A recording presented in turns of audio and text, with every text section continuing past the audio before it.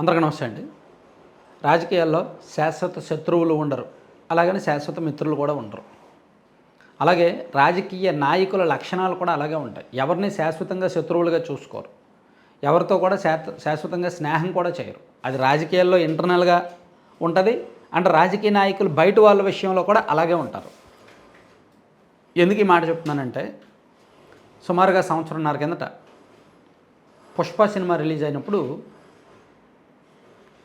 ఈ తెలంగాణ ప్రభుత్వం అల్లు అర్జున్ గారి మీద కేసు పెట్టారు. ఏది పుష్ప సినిమా ముందు రోజు, రిలీజ్కి ముందు రోజు బెనిఫిట్ షో, ప్రీమియర్ షోకి అనుమతి లేకుండా అల్లు అర్జున్ గారు అక్కడికి వచ్చారని అండ్ ర్యాలీ చేశారని, దానివలన అక్కడ తొక్కిసలాట జరిగి ఇద్దరు మరణించారు. తెలుసు కదా. పాపం ఇప్పటికీ కూడా ఆ బాలుడు పూర్తిగా కోలుకోలేదు.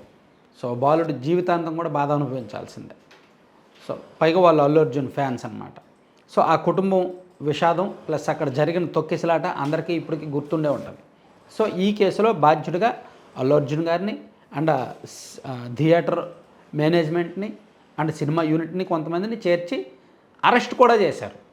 అల్లు అర్జున్ కదా, ఒక పెద్ద హీరో కదా, నేషనల్ లెవెల్ హీరో కదా, అతన్ని కేవలం కేసు పెట్టి వదిలేయకుండా అరెస్ట్ కూడా చేశారు. ఒకరోజు స్టేషన్కి తీసుకెళ్ళి స్టేషన్ బెయిల్ ఇచ్చి పంపించేశారు.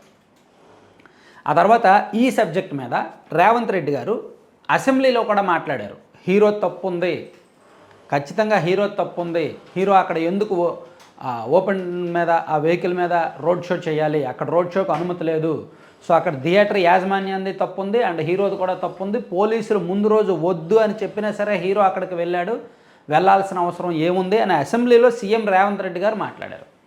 అంటే సాధారణంగా ఇటువంటి పెద్ద పెద్ద అంశాల్లో, కాంట్రవర్సీ అంశాల్లో సీఎం స్థాయి వ్యక్తులు మాట్లాడరు. కానీ రేవంత్ రెడ్డి గారు మాట్లాడారు, రిస్క్ చేశారు. అప్పటికే రేవంత్ రెడ్డి గారి మీద ఈ హైడ్రా రూపంలో ఒక వ్యతిరేకత ఉంది. ఏంటి, ఇల్లు చాలా వరకు కూలగొట్టేస్తున్నారు, ఆక్రమణలు తొలగించే పేరుతో పెద్దోళ్ళవి స్టార్ట్ చేసి చిన్న చిన్నవి కూడా కొట్టేస్తున్నారు అని చెప్పి ఒక చెడ్డ పేరు ఉంది. ప్లస్ సినీ పరిశ్రమను కూడా నియంత్రణలోకి పెట్టుకోవాలనుకుంటున్నారేమో, జగన్మోహన్ రెడ్డి గారిలాగే ఈయన కూడా అలా తయారయ్యారేమో. సో సినీ పరిశ్రమ పెద్దలందరూ తన దగ్గరకు రావాలంటే తన వాళ్ళతో స్ట్రాంగ్గా కఠినంగా వ్యవహరించాలని ఫిక్స్ అయ్యి ఇలా చేశారేమో అని కూడా ఒక టాక్ వచ్చింది. ఇలా వివిధ వర్గాల నుంచి ఈయన అంటే అగ్రెసివ్గా వెళ్ళిన కారణంగా చాలా వర్గాలకు రేవంత్ రెడ్డి గారు దూరం అయ్యారు. అయితే నిన్న ఒక ఈవెంట్ జరిగింది హైదరాబాద్లో. అల్లు సినిమాస్ అని హైదరాబాద్లోని కోకాపేట ప్రాంతంలో ఒక ఇంటర్నేషనల్ స్టాండర్డ్స్తో ఒక థియేటర్ ప్రారంభించారనమాట. దీనిలో అంతర్జాతీయ ప్రమాణాలన్నమాట. ఒక 75 అడుగుల వెడల్పున్న ఒక భారీ స్క్రీన్, డాల్బీ సౌండ్తో అండ్ మంచి సౌండ్ సిస్టమ్. సో ఇంత పెద్దది మన ఆసియాలోనే ఎక్కడా లేదు, మన ఆసియన్ కాంటినెంట్లో ఇంత బిగ్ స్క్రీన్ ఎక్కడా లేదు, ఇంత హై అండ్ టెక్నాలజీ ఎక్కడా లేదు. సో దాన్ని సీఎం రేవంత్ రెడ్డి గారు ప్రారంభించారు. ఈ ప్రారంభించిన సందర్భంగా ఆయన చేసిన వ్యాఖ్యలు, అల్లు ఫ్యామిలీ మంచి నేషనల్ లెవెల్లో మంచి పేరు ఉంది అది ఇది చెప్తూనే, అల్లు అర్జున్ ఇంటర్నేషనల్ హాలీవుడ్కి వెళ్ళాలి, అతను తెలంగాణలో ఉండటం అనేది అదృష్టం ఒక రకంగా. సో ఇక్కడ తెలుగు హీరోగా ఉంటూనే ఆయన ఖ్యాతి టాలీవుడ్కే కాకుండా ఇండియా వైడ్ ఎప్పుడో వెళ్ళింది. ఇప్పుడు దేశం దాటి పుష్ప 2 సినిమాతో ఆయన ప్రపంచవ్యాప్తంగా గ్లోబల్ స్టార్ అయిపోయారు. కాబట్టి ఆయన హాలీవుడ్లో యాక్ట్ చేయాలి అని కొంచెం కాస్త ఎక్కువే మాట్లాడారు. అంటే ఇక్కడ నేను రేవంత్ రెడ్డి గారు ఇలా మాట్లాడడం కొత్త ఏమీ కాకపోవచ్చు, లేదా తప్పు కూడా కాదు, నేను ఇక్కడ తప్పు పట్టట్లా. కానీ ఇదే రేవంత్ రెడ్డి గారు ఇదే అల్లు అర్జున్ విషయంలో గతంలో ఎంత కఠినంగా వ్యవహరించారు, ఇదే పుష్ప సినిమా విషయంలో. సో అక్కడ చట్టం దాని పని చేసుకుపోయింది అని అనొచ్చు. చట్టం దాని పని అది చేసుకుపోతే అసెంబ్లీలో ఈయన అంత కఠినంగా మాట్లాడాల్సిన అవసరం లేదు, టార్గెట్ చేసి మాట్లాడారు అనిపించుకున్నారు.